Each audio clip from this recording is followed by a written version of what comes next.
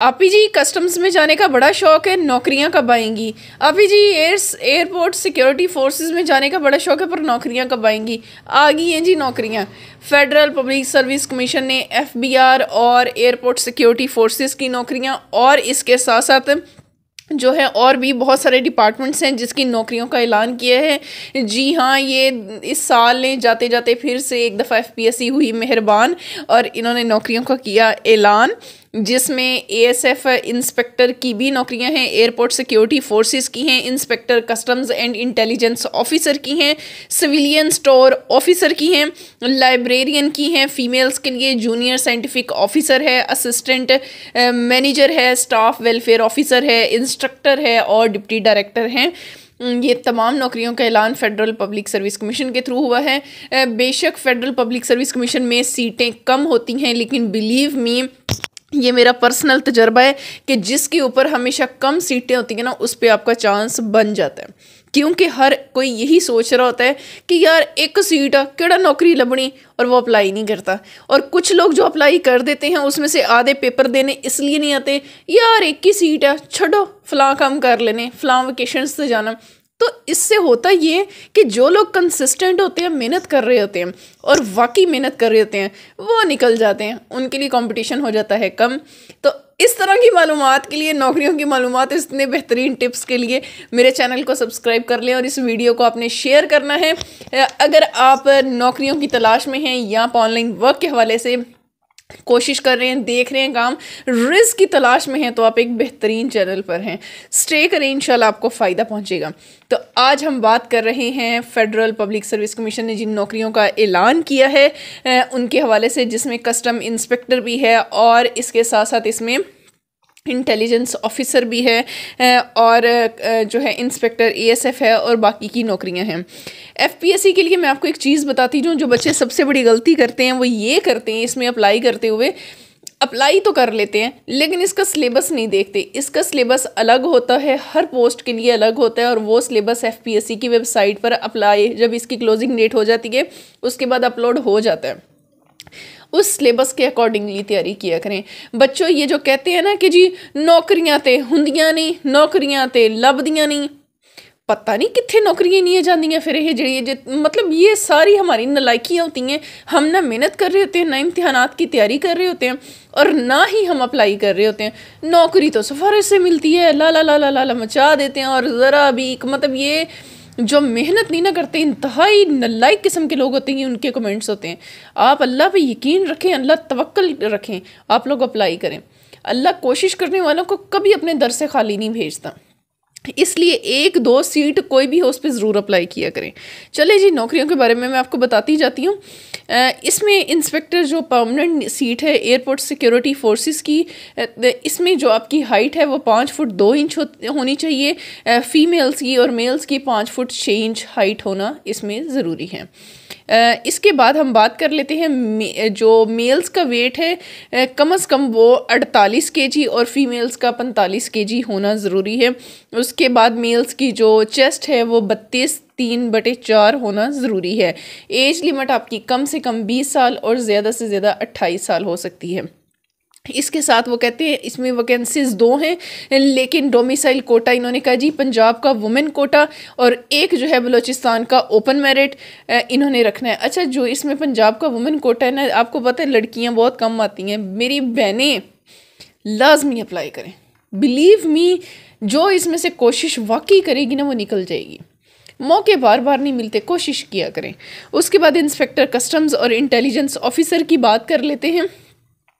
FBR federal board of revenue, तालीम कम से कम आपके पास 14 जमातें होना ज़रूरी हैं। इसके साथ मैं आपको बता दूं कि आपकी मेल्स की जो हाइट है 5 फुट 6 इंच इन्होंने इसमें रखी हुई है। इसके साथ साथ आपके पास कंप्यूटर लिटरेसी यानी कंप्यूटर के बारे में भी नॉलेज होना चाहिए। जो मैं बहुत पहले कहती थी ना, कंप्यूटर के डिप्लोमे कर लो, 6-6 महीने के, 3-3 महीने के, देखें अब यहाँ पर भी आ गए और जिन लोगों ने किया हुआ वो इसका भरपूर फ़ायदा उठाएंगे। अच्छा जी, उसके बाद इन्होंने कहा हुआ है कि नंबर ऑफ़ वैकेंसीज इसकी भी एक है, लेकिन ये मेरे खैबर पख्तूनख्वा के जो हैं पश्तून भाइयों के लिए, बहन भाइयों के लिए, ठीक हो गया।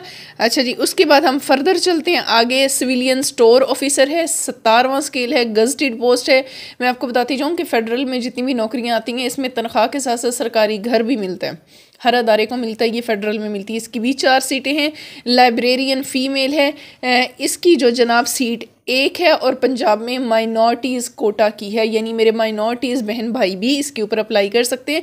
तो बात होती है फिर कहते होंगे नौकरियां नहीं लभदियां, वेखो सारे कोटे जिन्नी भी होना सारे दी नौकरियां हो, बट एक द थिंग इस कि असी वेखने ही नहीं सवार के। जूनियर साइंटिफिक ऑफिसर है, ये देखें प्लेस ऑफ पोस्टिंग कराची की है। इसकी 2 सीटें हैं। पंजाब की माइनॉरिटीज़ ओपन मेरिट 1 है और माइनॉरिटीज़ और इसके साथ साथ नॉन मुस्लिम यानी इनकी भी 1 है। उसके बाद असिस्टेंट मैनेजर है, ये जनाब नेवल हेडक्वार्टर्स की हैं, एक्स फाटा की सीट है। एक्स फाटा के मेरे बहन भाई दोनों इस पे अप्लाई कर सकते हैं। स्टाफ वेलफेयर ऑफिसर है, इसकी पोस्टिंग ये भी 17 स्केल की है, 1 सीट है और ये मेरे पश्तून बहन भाइयों के लिए है। खैबर पख्तूनख्वा आपका डोमिसाइल होना चाहिए। इंस्ट्रक्टर इंग्लिश की है, ये मेरे बलूचिस्तान वाले भाइयों के लिए, बहन भाइयों के लिए और एक्स फाटा के, ठीक है। उसके बाद आ गया डिप्टी डायरेक्टर, ये पंजाब के बहन भाइयों के लिए। किनिया नौकरियां, फिर मैं कह रही 1 नौकरी 2 नौकरी नहीं देखनी, इंशाल्लाह ताला अल्लाह ने चाहा तो कुन फाया कून, जब वो कहता है हो जा तो हो जाता है। चले जी आए ऑनलाइन अप्लाई करते हैं। बिस्मिल्लाहिर्रहमानिर्रहीम। अप्लाई करने के लिए आपने गूगल पे सर्च करना है all Pakistan today all jobs, तो आपके सामने बहुत सारी वेबसाइट्स खुल जाएंगी। वैसे तो आप यहाँ से भी देख सकते हैं, लेकिन इसके अलावा मैं आपको बताती जाऊँ आप FPSC की वेबसाइट भी खोल सकते हैं। इट डिपेंड्स, आप लोगों की अपनी मर्ज़ी है। हम FPSC की वेबसाइट खोल लेते हैं, ठीक है। तो यहाँ पर आपको ये देखें, आप इसको स्क्रॉल अप करेंगे तो आपके सामने कंसोलिडेटेड एडवर्टाइजमेंट खुल जाएगी। इसमें जितनी भी जॉब्स इस एडवर्टाइजमेंट में आई हुई हैं वो आपको क्लियरली मिल जाएंगी। देखें, टू व्यू द एडवर्टाइजमेंट आप यहाँ से कर सकते हैं। इसका चलान फॉर्म क्लिक हेयर और अप्लाई ऑनलाइन के लिए क्लिक हेयर। अच्छा जी, आपको मैं इसका जो एडवर्टाइजमेंट जो है पहले वो दिखा देती हूँ, आपको थोड़ा आइडिया हो जाएगा, ठीक है, कि हम किस चीज़ के बारे में बात कर रहे हैं।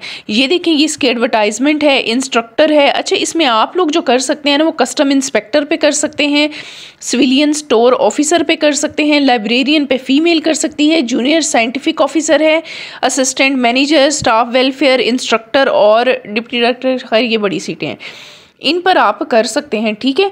बैक करते हैं, ये होगी इसकी एडवर्टाइजमेंट। आगे हम इसका चलान फॉर्म मैं आपको वो भी बता देती हूँ। देखें, आप लोग अगर मेरी वीडियो पे आते हैं तो अगर आपको पूरी मालूमात ना दूँ तो फिर की हो सकता है, फिर कुछ नहीं हो सकता फिर अच्छा जी, ये चलान फॉर्म है। यहाँ पर आपने अपनी जो बैंक नेम लिखना है, बैंक का कोड, जब आप बैंक में जाएंगे आप उनसे पूछ लीजिएगा। डिस्ट्रिक्ट यहाँ पे लिखेंगे आप, जो भी आपका शहर है, लाहौर है, फैसलाबाद है, कैंडिडेट CNAC, ये चारों आपने फुल कर लेने। इन चारों में से 2 बैंक रख लेगी, 2 आप अपने पास रखेंगे। जिस दिन आपका पेपर होगा आपने ये ले के जाना है चलान, उन्होंने वहाँ आपसे रिसीव करना है, इसके बगैर आपको पेपर में बैठने नहीं देंगे। ये हो गया आपका चलान। अब हम अप्लाई ऑनलाइन के लिए क्लिक हेयर पे चले जाएंगे।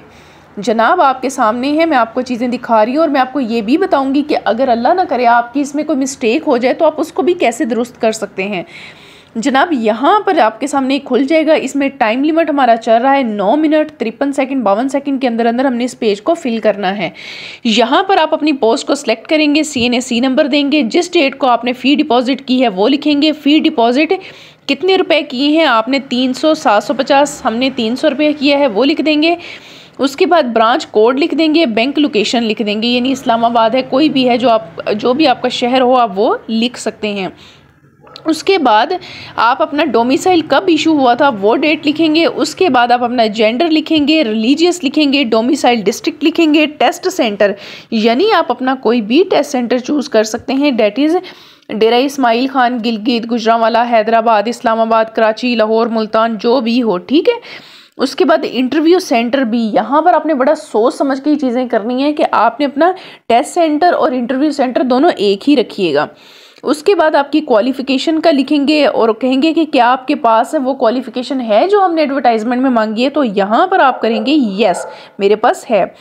और फिर वो कहेंगे कि आप अपना डेट बताएं कि जब आपका वो रिज़ल्ट आया था। फॉर एग्जांपल अगर आप मास्टर्स पे करें तो आप यहाँ पर वो डेट लिख देंगे। कि आप गवर्नमेंट सर्वेंट है, आप इसको येस और नो कर देंगे। ये लिखने के बाद स्टेप 2 पे प्रोसीड कर जाएंगे। इस तरह से ये आपसे मालूमात मांगेगा। अल्लाह ना करे आपसे इसमें गलती हो जाती है ना, तो कोई मसला नहीं है, कोई ऐसा जितना बड़ा वो रॉकेट साइंस नहीं है, आप दोबारा से इस पर जाएं। मैं आपको वो चीज़ भी बता देती हूँ, बल्कि ये इधर हम लिखते हैं FPSC यारी FPSC का ही ना, ये इसको हम ओपन करते हैं। यहाँ पर जनाब ये मैं आपको दिखाती हूँ, ये देखें अप्लाई ऑनलाइन पे मैं आई हूँ ना, यहाँ पर आपने इधर से आपने अपना प्रिंट आउट ले लेना है। अच्छा, जब आप अप्लाई कर देंगे अपनी ट्रैकिंग आईडी को संभाल के रखिएगा, उसी के थ्रू हमने एडिट करना है। देखें change of exam and test centre अगर ने करना हो तो review your application edit update, ये इसके थ्रू, इस पर जब आप क्लिक करेंगे यहाँ पर अपना CNSE ट्रैकिंग आईडी यानी जो आपने अप्लाई कर दिया वो लिखेंगे, वेरिफिकेशन, और आगे आपकी आ जाएगा, उसको आप जो है ना अपना एडिट कर लेंगे। One thing very very important, ये सिर्फ एक ही दफ़ा एडिट होता है। देखें वो क्या लिखा है, amendment and changes if require can only be made once, यानी एक दफ़ा, उसके बाद इसमें चेंजेस आप नहीं कर सकते। यानी एक दफ़ा वो आपको ठीक करने का, अपनी गलती को सुधारने का मौका देता है, लेकिन दूसरी दफ़ा नहीं। ना दूसरी दफ़ा FPSC वाले मौका देते हैं गलती को सुधारने का, ना ही ज़िंदगी देती है।